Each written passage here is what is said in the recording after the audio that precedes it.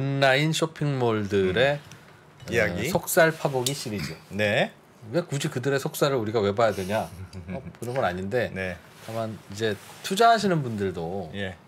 온라인 쇼핑몰들이 요즘 뭐 예를 들면 쓱도 그렇고, 네. 뭐 마켓컬리도 뭐 있고, 뭐 괜찮은 곳에 혁신을 여기서 하겠다는 건데 약간 미심쩍기도 하고 그렇잖아요. 예. 그래서 앞으로 대형 온라인 쇼핑몰들은 어떤 식으로 재편이 될 거고 어떤 문제와 어떤 가능성을 갖고 있는지 예. 이걸 좀 들여다보려고 모셨습니다.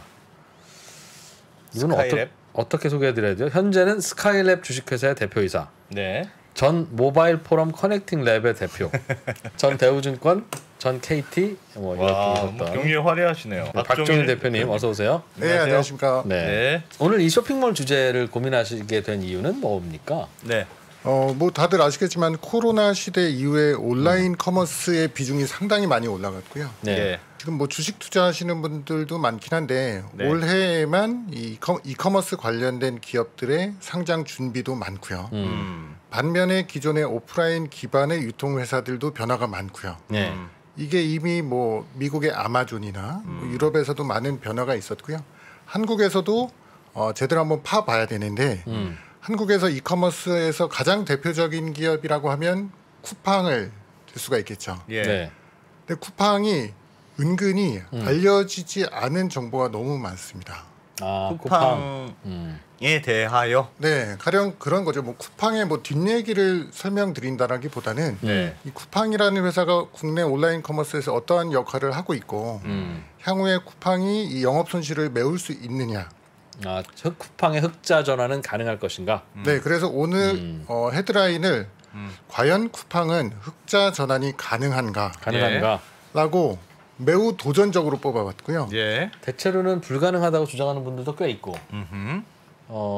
왜냐하면 왜 그래요?라고 여쭤보면 여기는 매출이 늘어나면 비용 사람을 더 많이 써야 돼요. 비용이 같이 올라요 이렇게.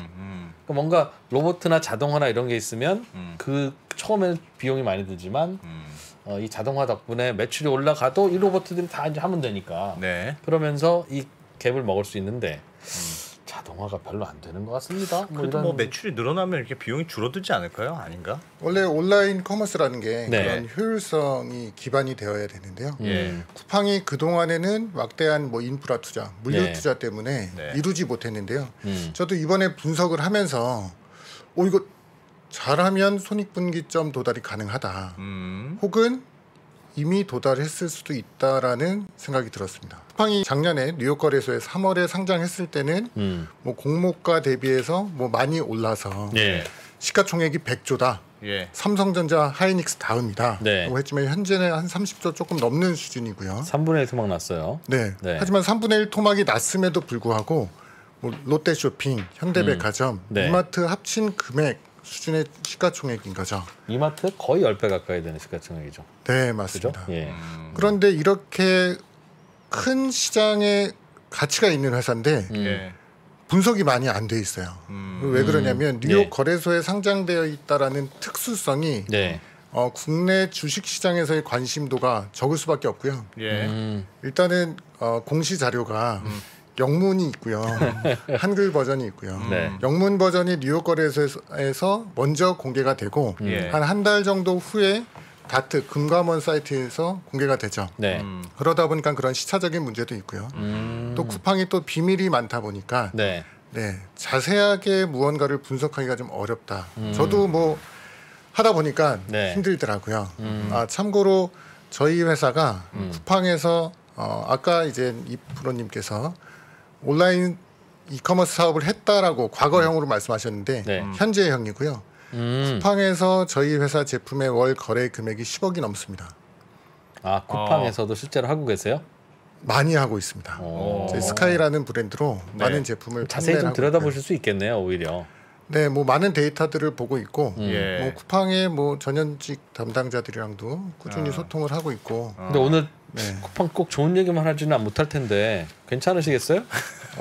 저희는 관계 없습니다만. 네.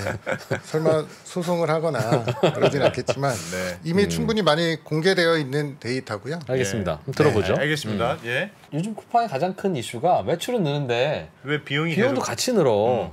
왜 그러냐? 이거 불안해가지고 어디 투자하겠습니까? 하는 이제 좀 그 비용 조절이 될 때가 되지 않았습니까? 하는 질문일 텐데 비용이 왜 자꾸 그렇게 들어요? 비용을 보면은 이제 캐펙스라고 하는 투자 일회성 투자 비용이 있을 거고요. 예. 그다음에 오펙스라고 하는 이제 변동비가 있을 건데 원래는 이제 고정비가 많이 효율화가 되어야겠죠. 예. 그리고 제품이 판매되면 될수록 매출이 증가하면 증가할수록 변동비는 당연히 변화할 텐데 예. 쿠팡이 언제 규모의 경제를 갖출 것이냐 그리고 이 막대한 투자가 언제까지 지속될 것이냐를 봐야 되는데요. 네. 이거는 제가 준비한 자료로 예. 예. 하나하나 따져보겠습니다. 네. 자료. 네. 예. 보시죠. 자료 한번 볼까요? 자, 일단은 국내 전체 이커머스 시장에 대해서 네, 작년 통계청에서 올해 2월 달에 발표한 작년도 수치를 보면 연간 거래액이 193조 원입니다. 여기에는 우리가 뭐 쿠팡이나 혹은 네. 뭐 이베이나 이런 데서 물건을 구매하는 것도 있을 것이고요.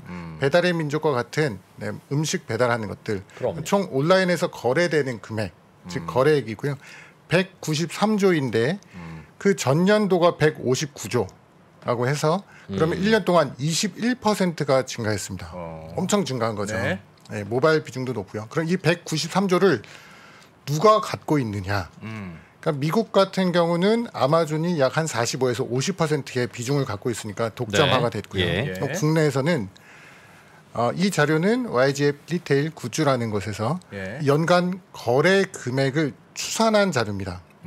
이 전자상거래 기업들이 뭐 상장된 회사도 있고 공시를 하는 회사도 있고 공시를 안 하는 회사도 있고 이 공시한 자료에 거래액이 포함되는 경우도 있고 포함 안 하는 경우도 있어서 네, 이 거래액을 추정한 자료를 거래액. 보면 네, 거래액. 분홍색과 빨강색은 어떤 차이가 있는 그래프예요? 네, 2020년과 2021년을 지금 예. 비교 분석한 거죠. 보면은 네이버가 작년에 36조 원의 거래를 했을 것이라고 추정되고 있고요. 네. 이 거래액은 뭐 네이버에서 제품을 구매하거나 네. 혹은 우리 미용실 가셨을 때도 네이버페이로 뭐 결제도 하시고 네. 그런 오프라인 결제 금액이 포함되기도 하고 최근에는 또 네이버가 뭐 각종 오프라인을 연계한 온라인 커머스들을 많이 하고 있기 때문에 예. 이 금액이 반영된 것이고요. 네. 네, 네이버에 대해서는 다음 시간에 좀 자세하게 살펴볼 이 예정이고요. 그래프로만 보면 진짜 조금 따라잡은 느낌이네요. 네이버를 쿠팡이. 지금 원래 누가 네이버가 따라잡고 있는 거예요? 쿠팡과 네이버가 앞서죠. 쿠팡이 저 밑에 있었죠 예전에는. 저 그랬어요? 밑에 있었다가 쿠팡이 성장 속도가 가장 빠르죠. 네. 쿠팡하면 가장 먼저 떠오르시는 게 로켓 쿠팡이라는 물류 시스템인데요. 네. 로켓 쿠팡은 2014년에 시작했고 본격화된 게 2016년, 예. 2015년부터였고요. 참고로 저는 2016년부터 로켓 쿠팡에서 사업을 해왔었고요. 네. 예. 그 현재는 쿠팡이 성장률이 한 45%, 50% 가량 성장하고 있고 매출 성장이 네, 거래액이. 예. 왜 거래액이라는 표현을 쓰냐면 네.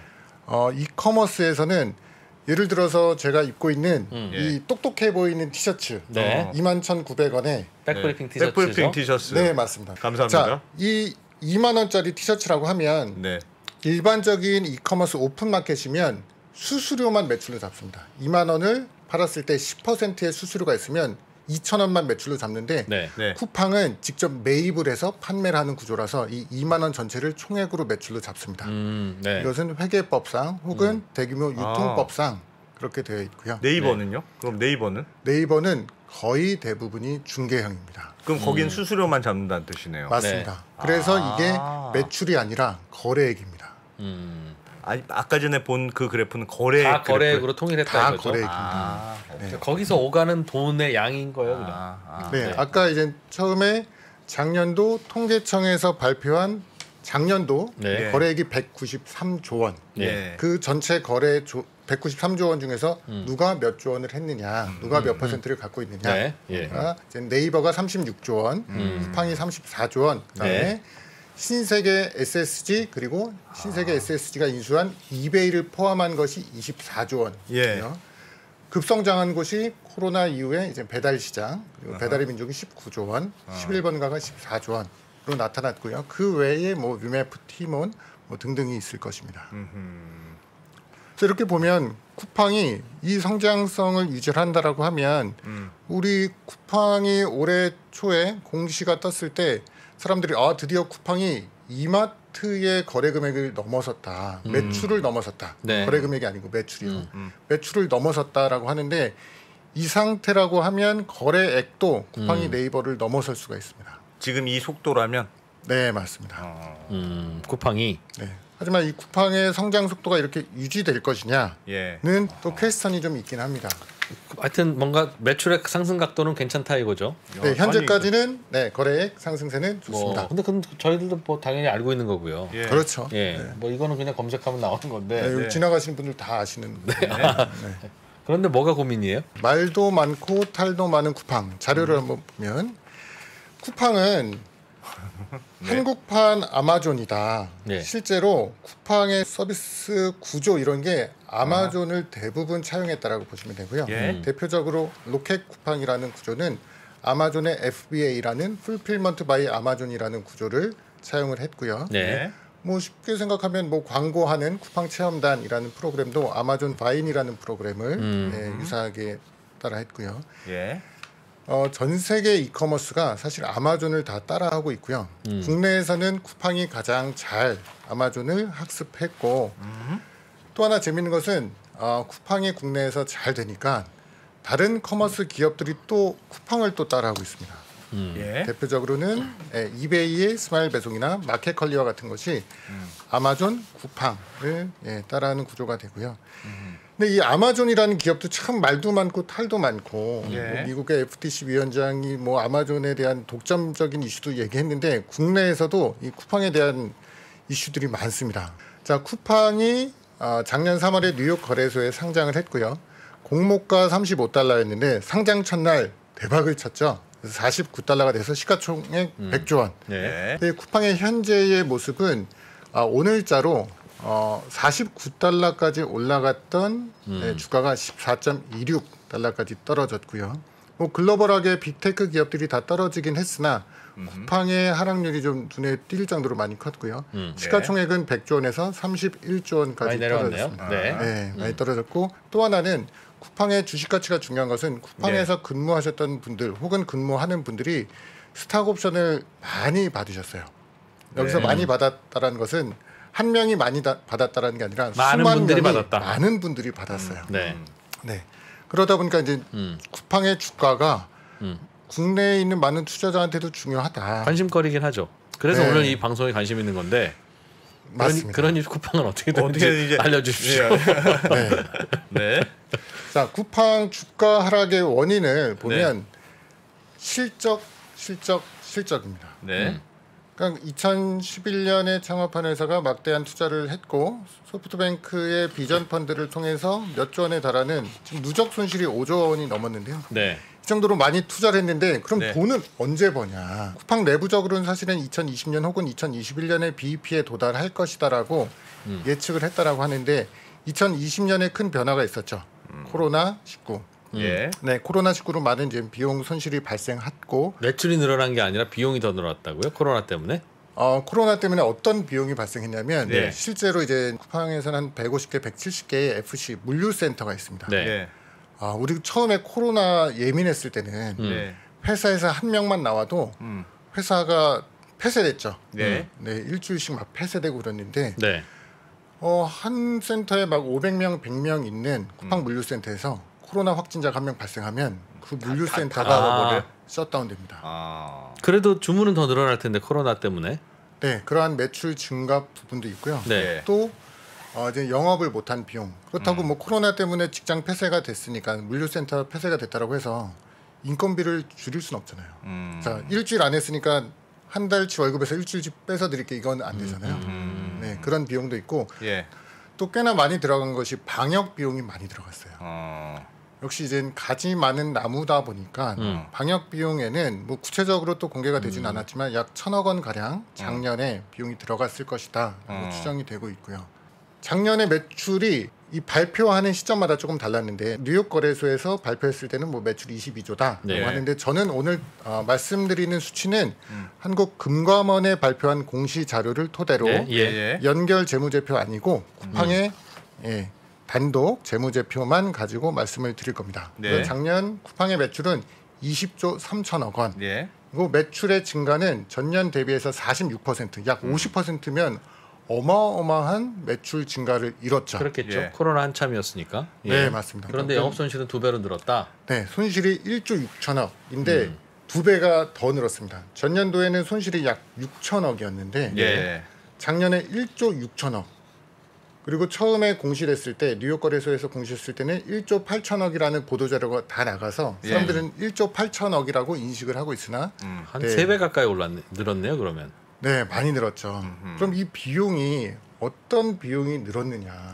쉽게 그냥 얘기하시는 분들은 뭐 계속된 투자로 계속 손실이 발생하고 있고 그게 누적되고 있다. 이거 비용 통제가 실패한 거 아니냐라고들 하시는데 이걸 또 하나하나 다 또 까봐야 됩니다. 예. 그래서 까본 결과 예. 네, 쿠팡의 비용이 왜 증가했는가라고 보면 다른 항목들은 매출이 증가하는 거에 비해서 크게 뭐 같이 비례해서 증가를 했는데 영업 일반 관리비 항목이 다른 비용이 한 45% 늘었으면 영업 일반 관리비가 64%가 늘어났어요. 저게 어떤 비용이죠? 이것은 순수하게 쿠팡에서 근무하시는 분들의 인건비고요. 이제 뭐 물류센터나 이런 거 생각하실 수도 있지만 오른쪽에 있는 그게 그 비용의 성격이 저거군요. 일반 관리비가 인건비예요? 네, 맞습니다. 인건비만 아니면 광고 선전비도? 인건비랑 광고 선전비 등등등의 비용인데 오른쪽에 보시는 표가 이 인건비만 전년도에 2020년도에 2조 8천억 그리고 작년에 4,200억이 발생했고요. 네. 광고 선전비가 224% 증가를 했는데요. 일단 이 인건비를 보면 여기서부터는 약간 풍문성 얘기입니다. 일반적으로 쿠팡은 물류센터에서 근무를 많이 하니까 인건비가 증가하는 거 아니냐라고 하는데 쿠팡은 물류센터에 대한 법인이 별도로 있습니다. 쿠팡 풀필먼트 유한회사라는 회사가 별도로 있어서 거기에 따른 이제 별도 그 공시자료를 보면 거기서 인건비 증가한 건 있어요. 근데 여기서 쿠팡에서 증가한 부분은 저희가 이제 풍문으로 듣거나 뭐 쿠팡 관계자분들이랑 얘기하면 좀 의외의 인건비가 좀 발생하는 부분들이 있어요. 예를 들면요? 이커머스 회사인데 변호사가 많아요. 또 다른 곳에서 듣기로는 쿠팡의 내부 변호사가 100명이 넘는다. 네. 그리고 왜요? 최근에 왜 그럴까? 120명으로 TO를 늘린다. 그래서 추가 채용을 하고 있다. 이유는 뭐라고 추정되고 있습니까? 풍문에 의하면? 쿠팡은 이제 컴플라이언스라고 해서 지켜야 될 것들이 많아지죠. 독과점 이슈도 있을 거고요. 최근에는 뭐 공정거래 전문 변호사를 추가 채용한다거나 혹은 쿠팡이 워낙 하는 사업이 많다 보니까 그러니까 전선이라고 하죠. 싸워야 할 상대가 많습니다. 일단 기본적으로 이커머스 쪽도 있을 것이고요. 그리고 이제 물류 서비스도 그러니까 택배업을 진출하겠다. 실제로 택배업 라이센스를 받았고요. 그리고 일반 택배 대리점처럼 택배 대리점을 모집을 하고 있어요. 그래서 뭐 한 명당 1,000만 원의 인센티브를 주고 내보겠다라는 것도 하고요. 또 쿠팡에는 뭐 하는데 인센티브를 1,000만 원씩 줘요? 사이닝 머니라고 하는 거죠. 그러니까 예를 들어서 CJ 대한통운이나 기존 택배 대리점이 쿠팡으로 돌아주면 그것도 이제 대리점이 돌기에는 힘들고요. 왜냐면 대리점은 기존에 뭐 다른 택배사와의 그 계약 관계가 있기 때문에 넘어오지 못하고 사람들을 스카우팅하는 거죠. 그래서 오면은 배송 트럭 가지고 계신 분이 넘어오는 거죠, 그러니까. 차량은 이제 지입 차량이라고 해서 노란색 번호판은 쿠팡에서 제공한 거고요. 그냥 사람만 넘으면 돼요. 근데 쿠팡은 아직 여러분들은 쿠팡이 택배업을 했나? 쿠팡에서 택배를 받은 적이 없는데라고 하지만 여러 가지 형태로 택배업과 유사한 사업을 이미 하고 있고요. 이제 3자 분류라고 해서 쿠팡에서 보시면은 로켓 쿠팡으로 구매하시는 분들도 있고 제트 배송이라고 또 구매하시는 분들이 있어요. 제트 배송은 뭐냐면 로켓 쿠팡이랑 물류의 흐름은 같으나 로켓 쿠팡은 쿠팡이 사서 고객한테 판매를 하는 건데 제트 배송은 위탁 물류입니다. 쿠팡에서 그냥 물건만 파는 다른 상인들이 판 거를 배송 대행만 해주는. 쿠팡이 배송해주는. 맞습니다. 아, 그게 제트 배송이었어요? 네, 예. 아. 일종의 택배 사업화 되어 있는 거고요. 예. 이게 미국에서는 FBA, 그러니까 아마존 풀필먼트도 이 방식으로 이미 사업을 하고 있고 예. 최근에는 아마존이 어디까지 확장을 했냐면 아마존 사이트가 아닌 다른 사이트에서 주문이 이루어져도 예. 아마존 물류를 태우는 서비스가 최근에 오픈했습니다. 그 무슨 뭐 자, 어떻게? 쉽게 생각하면 예. 제가 네이버 스토어에서 예. 물건을 판매하는데 네. 물류를 쿠팡 물류를 쓸 수가 있어요. 아, 완전히 물류 회사처럼 네, 택배 맞습니다. 회사처럼 그냥 네, 대한통운이 됐다는 뜻이네요. 아하. 네, 쿠팡이. 실제로 쿠팡 택배 회사.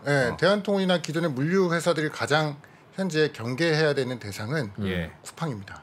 왜요? 후발주자가 뭘 잘하면 얼마나 잘한다고 그걸 경계해야 되죠? 기존의 택배 시스템보다 쿠팡은 예. 현장에서 막 물류하시는 분들 얘기를 들어보면 쿠팡의 시스템이 매우 선진화되어 있다. 가령 예를 들면은 스마트폰에 쿠팡에서 제공하는 앱으로 물류 처리를 하면 네. 기존의 다른 택배사의 시스템보다 훨씬 더 용이하고 또 하나 이제 택배업 같은 경우는 워낙 인력 변동이 많잖아요. 그러면은 기존에 자기가 커버했던 지역이 아니면 어렵거든요. 쉽게 생각하면 이제 아파트의 현관문 비밀번호 네. 그 대부분은 기존 택배사들은 외워야 되거든요. 네, 맨날 가는 데니까. 네, 맨날 가는 데니까. 근데 쿠팡은 그 정보들도 고객이 입력한 정보를 앱을 저장해놔요. 띄우면 잘 보이도록 네, 앱에서 보이게끔 합니다. 그러니까 인터페이스가 괜찮다. 택배 회사들 사이에서는 그런 선이 있다. 맞습니다. 예. 그렇게 하면 내가 만약에 택배 기사라고 하면 대한통운에서 일을 할 것이냐, 예. 아니면 쿠팡 로지스틱스에서 일을 할 것이냐 하고 보면 장기적으로는 쿠팡이 그 시장을 갖고 갈 수도 있다. 아하. 근데 물량이 많아야지 기사가 많다고 될 일은 아니잖아요. 기사 이코르 물량이라고 보는 거죠. 네. 대한통운이 강한 것은 기존에 꾸준히 유통해왔던 뭐 SM이라는 표현을 하는데 이 화주들이죠. 예. 그러니까 물건을 뭐 우리가 이제 편의점 택배나 이렇게 한두 건 보내는 게 물량이 큰 게 아니라 한 달에 뭐 몇만 개, 몇십만 개를 하는 온라인 쇼핑몰 이런 화주를 갖고 있어야 되는데 예. 그 화주가 가장 중요하게 생각하는 것은 배송 이행률입니다. 예. 올 초에 CJ 대한통운이 이제 파업으로 인해서 물류 대란이 한번 있었죠. 예. 그때 이제 대한통운에서 이탈된 화주들이 네. 로젠택배나 로젠택배가 가장 뭐 수혜를 봤다라는 업계 얘기가 있는데요. 혹은 롯데택배나 한진택배로 넘어가게 되는데 이게 택배가 안 나가면 네. 물건을 팔 수가 없어요. 그럼 당장 매출을 해야 되는 사업자 입장에서는 택배 회사를 바꿔야 되는데 만약에 쿠팡이 택배 회사를 했을 때 대한통운이 파업을 했다. 그럼 그 물량, 그 화주는 쿠팡의 택배 회사로 넘어갈 확률이 매우 높습니다. 그런 이벤트들 때문에 네, 이벤트들도 있고 기존의 택배사들은 토요일까지만 배송이 되는데 일요일은 배송이 안 되죠. 네. 근데 현재 쿠팡은 일요일도 배송이 됩니다. 아. 그래서 현재 일부 온라인 커머스들은 일요일이 배송이 가능한 구조로 또 바꾸고도 있습니다. 또 하나는 뭐 다음에 설명드리겠지만 네이버가 CJ 대한통운과 하는 네, 물류 서비스에서도 그 부분이 상당 부분 또 채워질 것이고요. 자, 우리 인건비하다가 여기까지 네. 왔죠. 네. 인건비가 많이 늘었다. 변호사가 많더라. 근데 변호사만 많아서 인건비가 늘어난 건 아니고 사업이 많아지면서 다양한 사업이 사업이 많아지면서 법적인 소송을 대비해야 되는 것도 많아요. 뭐 그렇다고 이렇게 많이 늘어납니까? 네, 관리 비용이 많이 증가했고 52%면 네. 네, 그리고 쿠팡이 굳이 이슈가 안 될 부분들도 이슈가 되는 부분들도 있다 보니까 뭐 뭐 1등 변호사만 늘겠어요. 1등 하다 보면 그렇게 되죠. 네, 뭐 대관 업무 하는 사람들도 늘어나야 되고 근데 대개는 이게 항상 처음에는 적자라도 용서가 되지만 이해가 되지만 어느 정도에는 매출은 늘더라도 비용이 딱 통제가 되고 네, 맞습니다. 그래서 이 규모의 경제로 이익 보는 거 아닙니까? 그렇죠. 물건 하나 나갔을 때 근데 비용이 2,000원 들던 게 계속 1,100원 이렇게 인건비가 떨어지죠. 같이 올라가 주면 네. 언제까지 올라간다는 거야? 뭐 이제 그게 항상 핵심인데 거기에 대해서 어떻게 이해해야 돼요? 쿠팡이 지나치게 좀 전선이 넓다라는 표현을 썼는데 하는 게 좀 많기는 해요.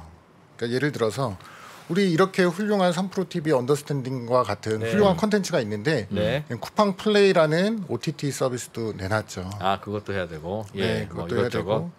그리고 또 이제 작년에 쿠팡 이츠라는 배달 시장에 들어가면서 네. 많은 비용을 또 썼죠. 그러다 보니까 이커머스에서 벌어들이는 비용이 네. 다른 신규 사업으로 계속 재투자되고 있다. 근데 그 재투자가 언제까지 이뤄질 것이냐 네. 인 거고 쿠팡은 또 하나 최저가 가격 시스템을 계속 유지를 합니다. 네. 그런 그게 예를 뭐죠? 들면 예. 쿠팡의 온라인 최저가 매칭 시스템이라는 게 있어서 이 티셔츠를 네.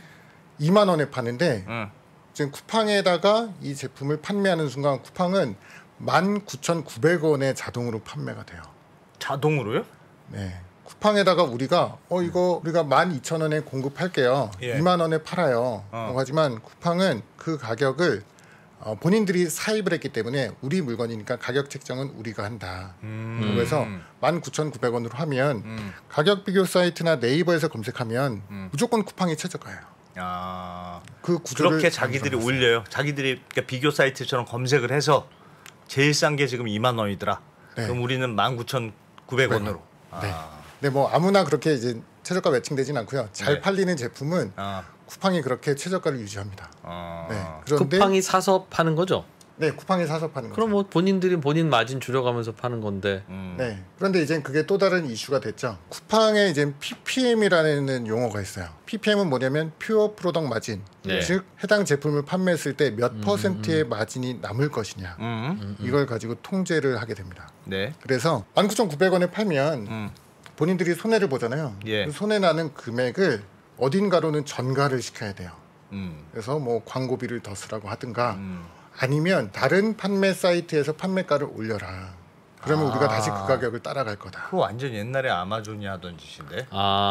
네, 맞습니다. 정확하게 아마존이 하는 방식이고요. 그것을 이제 PPM이라는 용어가 나오면서 쿠팡이 그거를 작년부터 이제 계속 이제 납품업체들한테 그걸 이제 맞추라고. 그러니까 우리가 티셔츠를 만들어서 네이버에서 21,000원에 팔고 있는데 쿠팡한테도 납품을 해서 당신도 21,000원에 하세요라고 하면 쿠팡은 25,500원에 팔면서 네, 맞습니다. 나머지 다른 걸 올리라고 한다. 그렇죠. 안 올리면 안 올리면 어떻게 돼요? 난 싫다.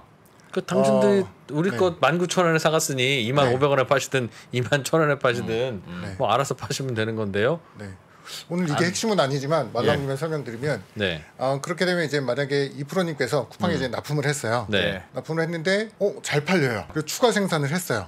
또 열심히 또 접었어요. 네. 그래서 재고가 이제 몇천 장 쌓였는데 쿠팡에서 갑자기 발주가 중단돼요. 그러니까 매입하는 게 중단됩니다. 그럼 큰일이죠. 큰일이죠. 이 티셔츠 어디 가서 어떻게 합니까?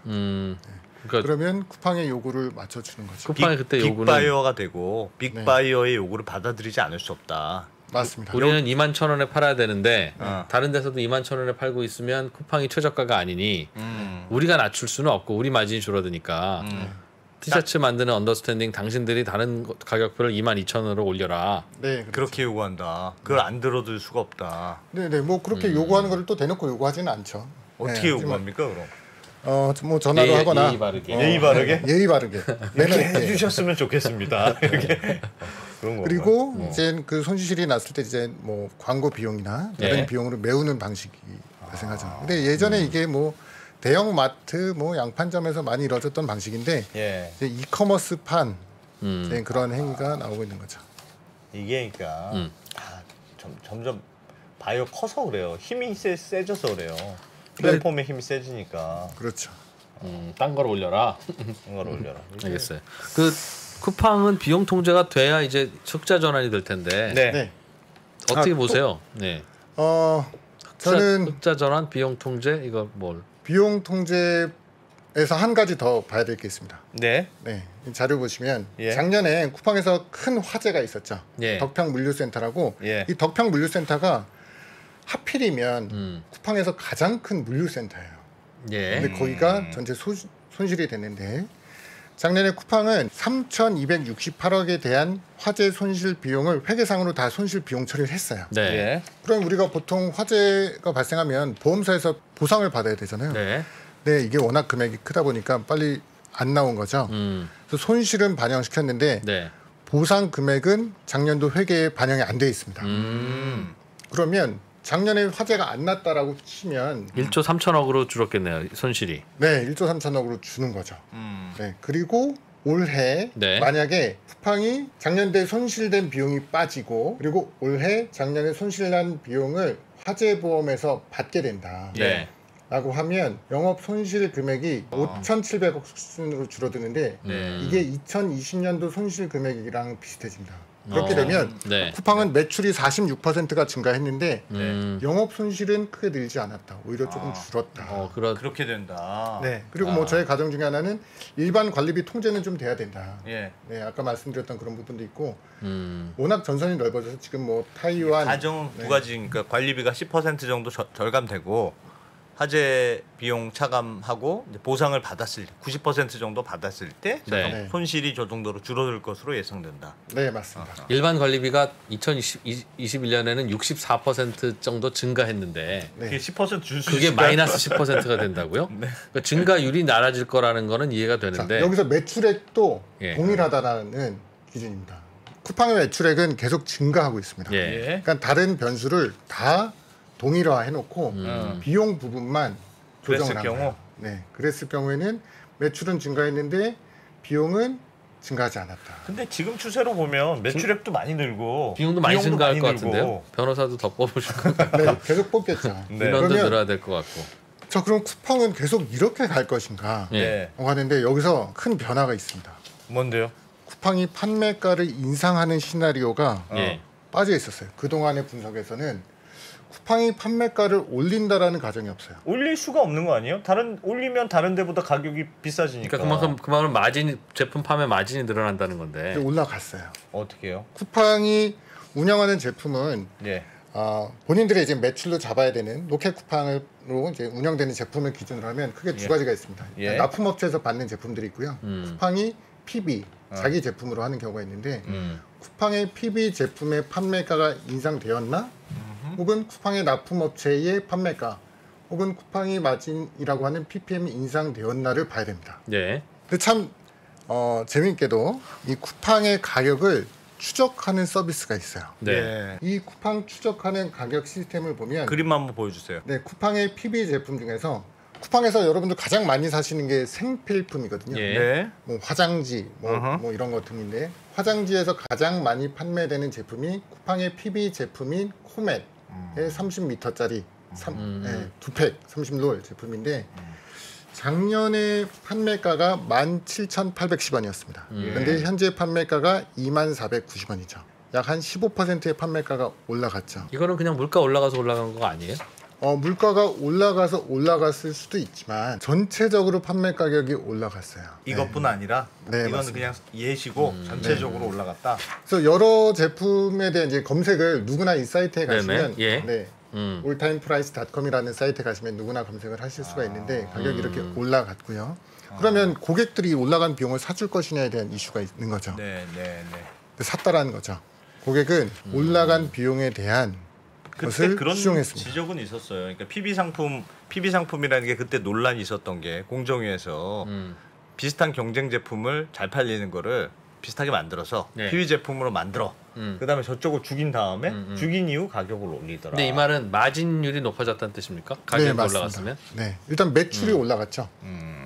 만약에 다만 매출 원가가 5%가 올라갔는데 네. 판매가가 15%가 올라갔으면 10% 포인트의 수익의 증가 부분이 발생한 거죠. 근데 이게 가격이 올라간 게 그냥 납품가도 올라가고 가격도 올라간 건지 네. 납품가는 그대로인데 쿠팡이 가격을 올린 건지를 어떻게 구분합니까? 그래야 쿠팡이- 이익이 늘어날 텐데요. 네, 쿠팡의 이제 매출 원가 분석까지 해봐야 되는데요. 네. 아까 이제 그 공시자료에 보면은 이제 매출액은 46%인데 매출 원가는 45%, 그러니까 1% 포인트의 차이가 있는데 예. 1% 포인트니까 작다라고 하지만 매출의 1% 포인트면은 2천억입니다. 네. 그리고 쿠팡이 본격적으로 가격을 올린 것은 작년 4분기. 네. 올해 1분기에 좀 많이 좀 그런 현상이 발생했고 그런 걸로 흑자 전환을 시도할 것이다. 네, 저는 뭐 이렇게만 보면은 흑자 전환이 멀지 않았다. 근데 이러면 최저가가 잘 무너지거나 그러지는 않아요? 쿠팡 이렇게 올리면 딴 데는 안 올리는 거? 네이버가 싸게 팔면 어떡해요? 네. 네, 아까 말씀하신 것처럼 쿠팡이 경쟁 제품보다 네. 판매량도 높고 후기도 많고 그러다 보니 네, 검색 순위도 올라가면 딴 데서 비싸게 팔으려고 한다고. 네, 맞습니다. 또 하나는 네. 이제 쿠팡의 PB는 뭐 PB 모든 제품이 가격이 올라가진 않았어요. 네. 쿠팡 PB 중에서도 안 팔리는 거 있거든요. 네, 그리고 막 뭐 이상한 것도 많습니다. 양말 5켤레, 뭐 방풍나물 300g 이런 것도 많은데 그런 거는 뭐 가격이 많이 올라가진 않았지만 쿠팡에서 잘 팔리는 제품은 가격이 최근에 많이 올라갔대요. 알겠습니다. 그래서 자, 또 하나. 여러분들 이제 시간이 많지 않은데 결론을 이제 말씀을 해주셔야 될 것 같습니다. 네, 결론을 말씀을 드리면 예.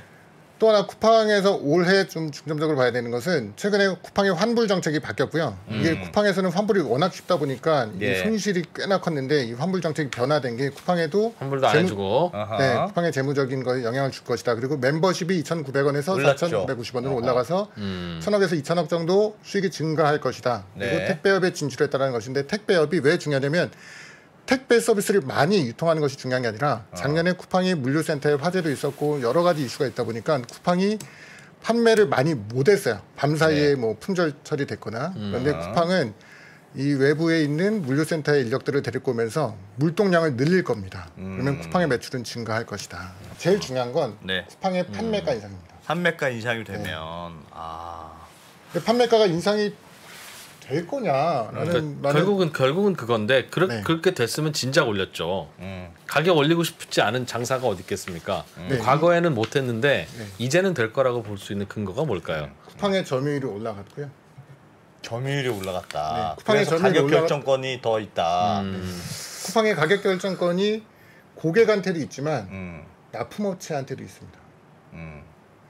납품 단가나 혹은 쿠팡의 PPM이라는 마진율에 대해서 쿠팡의 매출 비중이 높은 회사는 그 조건을 수용할 수밖에 없는 거죠. 근데 시간 없지만 그럼에도 불구하고 예를 들면 점유율이 가격 결정권이 있을 정도의 점유율이라면 50%가 넘는 약간 압도적인 아마존 같은 사업자가 돼야 되는 거 아니에요? 근데 지금 네이버하고는 사실 경쟁 관계에 있는 많이 따라갔다고는 했으나 지금 어쨌든 네이버가 1위고 뭐 역전이 되더라도 비슷한 수준일 거 아니겠어요? 그런 상황에서 과연 쿠팡이 가격 결정력을 가질 수 있을 정도의 점유율을 전 잘 모르겠는데. 이제 우리가 거기서도 이제 다시 생각해봐야 돼. 네이버가 쿠팡의 경쟁자냐?